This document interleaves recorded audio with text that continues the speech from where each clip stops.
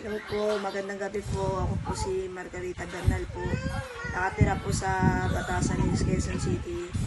Ito po yung daddy ko po na may sakit na po kasi po ano siya, ngungo po.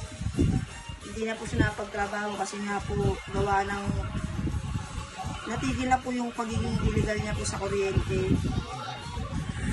Huwag mo lang pakalaban yun. Ano ba ang gusto mong sabihin? Sabihin ka mo, inatake ko, ganun lang. Tapos na, Sige, cut mo na lang yun, cut mo na lang. sabihin ko pala eh. Cut na lang, cut. Trabaho. Wala na nga kakamong trabaho, tagal na. Wala na nga. Cut mo na yun, wala na yun. Take two. Cut. Take two na. Ano rin po siya dati ng mga kampentero din po. Ang sideline niya, tapos tinutulong din po ako sa kanya.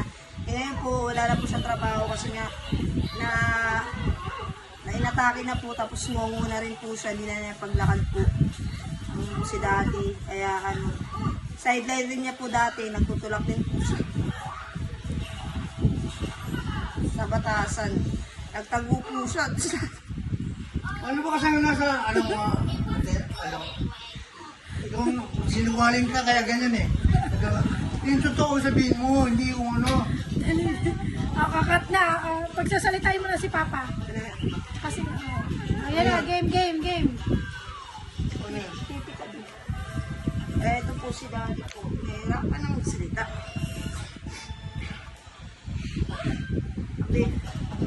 Magsalita ka pa. Hirap ako. Salita. Pa, dali mo.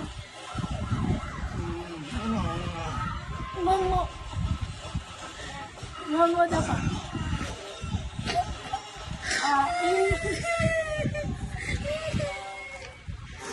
Kailangan po ng tulong kasi si daddy wala na matulog. Pagsalitain. Dito po kami sa Bulacan ngayon ng si daddy.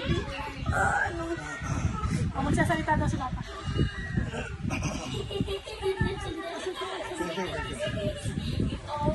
Ha! Salita. Sarap sa inyo. Sinungaling na kayo, ano pa? Mali yung style mo yun. Hindi totoo mo salita. Hindi.